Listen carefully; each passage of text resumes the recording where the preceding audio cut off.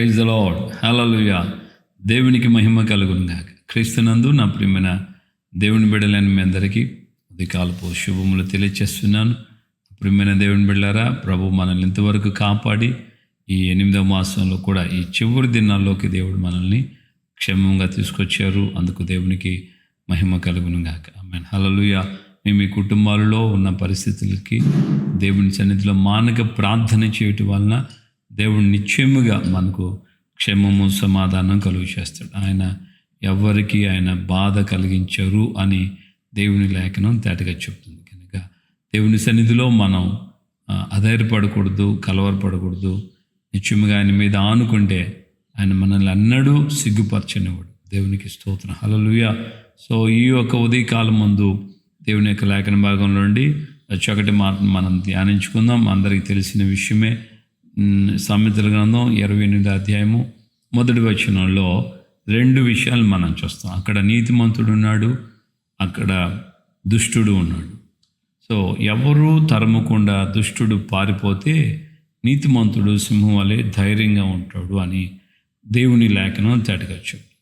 So ఎవరు తరమున అవసరం లేదు, దుష్టుడు పారిపోతాడు. ఎవరు తరము అవసరం లేదు, ఎవరు తనని వెంబడించకుండా, ఎవరు తనకి ఏ విధమైన హాని తలపెట్టకపోయినప్పటికీ కూడా దుష్టుడు అనేవాడు నిలవకుండా పారిపోతూ ఉంటాడు. అంటే దీని అర్థం దుష్టత్వముకు ఏర్పడినటువంటి క్రియలు లేక పాపము, అతిక్రమము, మోసము ఇలాంటివి ఉంటాయి.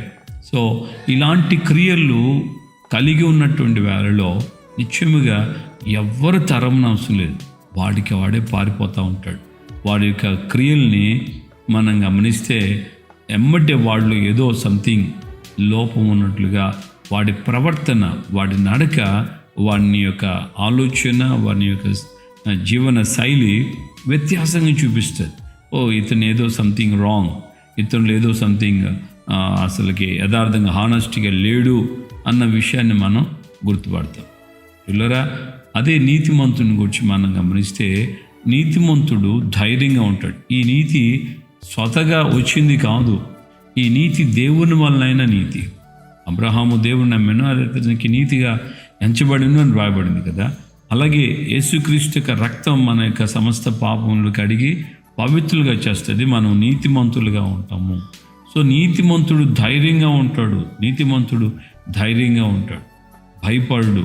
ఏ పరిస్థితికైనా, ఏ స్థితికైనా నీతిమంతుడు ధైర్యంగా నిలబడతాడు అని దేవుని యొక్క లేఖనం తేటగా చెప్తుంది. సో ధైర్యము అనేది దేవుని బట్టే కానీ నాకు భయం లేదు అందుకే నేను ధైర్యంగా ఉన్నాను అని కాదు.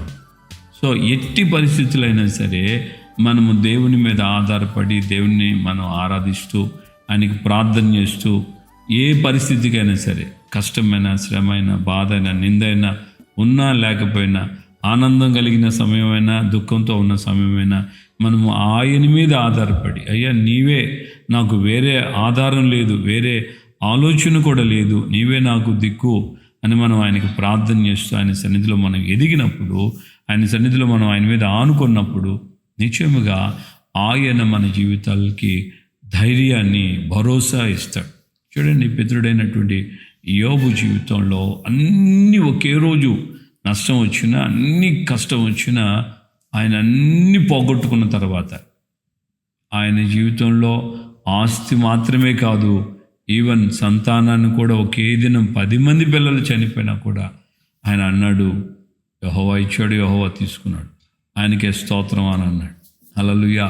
సో తన శరీరంలో తనకు రోగం వచ్చినప్పుడు కూడా ఆయన అంటాడు, నా విమోచకుడు సజీవుడని నేను ఎరిగి ఉన్నాను, నన్ను విమోచించేవాడు ఉన్నాడు, ఆయన సజీవుడు, నా మటుకు నేను నా కనులారా నేను ఆయన చూస్తాను. అది బోల్డ్నెస్, అది ధైర్యం, దేవుని బట్టి కలిగినటువంటి ధైర్యం. ఎందుకంటే పితృడైన యోబుకి దేవునితో ఉన్న సహవాసం, బంధం.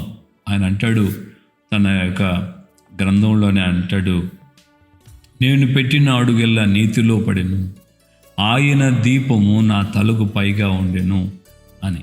నా ముందుడి దినాల్లో నేను ఈ విధమైన స్థితికి రాకమునుపు నేను ఎలా ఉన్నానో అని అంటూ ఆయన తన లేఖనాల్లో ఆయన చెప్తా వస్తారు తన అనుభవాన్ని.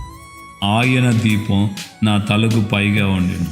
సో మనం గమనిస్తాం, ఎవరైనా చనిపోయిన తర్వాత దీపం తల దగ్గర పెడతారు, బ్రతికున్నప్పుడు కాదు.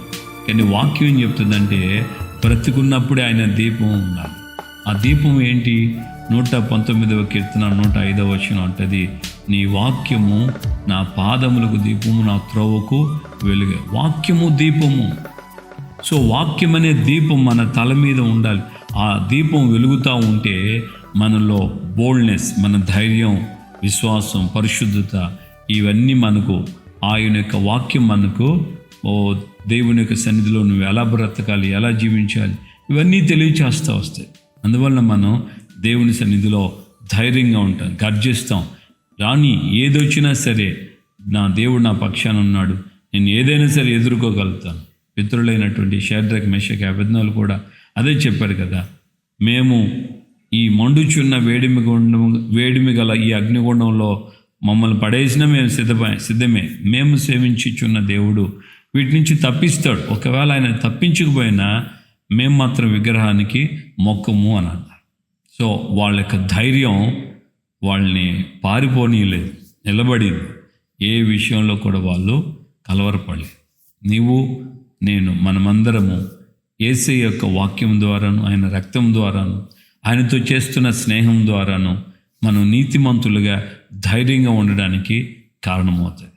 కనుక ఈ ఉదయకాలం ముందు దేవునితో నీ రిలేషన్ ఎలా ఉంది? నువ్వు దుష్టత్వంతో ఉన్నావా? నీతిమంతుడిగా దేవుని వలనైన నీతిని నువ్వు ధరించుకొని కొనసాగించబడుతున్నావా? ఆలోచించుకో.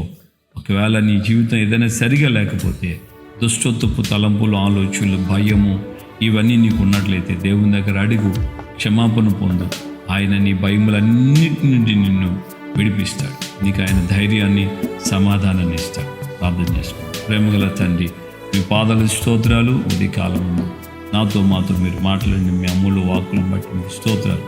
మీ అమూల్యమైన వాక్యము మా జీవితాల్ని ధైర్యపరిచి, నీతిమంతుడు దుష్టుడిని వచ్చి సామెతల గ్రంథం 28 మొదటి వచనంలో మీరు తేటగా రాయించు. నీతిమంతుడు సింహం వల్ల ధైర్యంగా ఉండడు, ఎవడూ తరంకుండా దుష్టుడు పారిపోతాడని మీ లేఖనాల ద్వారా హెచ్చరించారు. కనుక మా జీవితాలలో మేము నీతిమంతులుగా ఉంటే ఎలా ఉంటామో, ఒకవేళ మాలో అపవిత్రత, మాలో పాపము ఉంటే మేము ఎలా ఉంటామో, ఆ దుష్టత్వపు క్రియలను బట్టి మా జీవితాలు ఏమవుతాయో మీరు హెచ్చరించారు. కనుక మీ అమూల్యమైన దయగలిగిన మీ మాటలు, ప్రేమతో కూడిన మీ హెచ్చరికను మేము పెడచెవిని పెట్టక వాటిని గైకుంటూ మీ ద్వారా మేము పవిత్రపరచబడి మీతో స్నేహం చేసి మేము నీతిమంతులుగాను, మీ వాక్యం ద్వారా, మీ రక్తం ద్వారా మేము పరిశుద్ధపరచబడిన వారమై మీ సన్నిధిలో నడిపించబడినట్లుగాను మాకు సహాయం చేయండి. కృపనివ్వండి, బలపరిచి సహాయం చేస్తూ ఈ మాటలు వింటున్న ప్రతి వారి జీవితాలు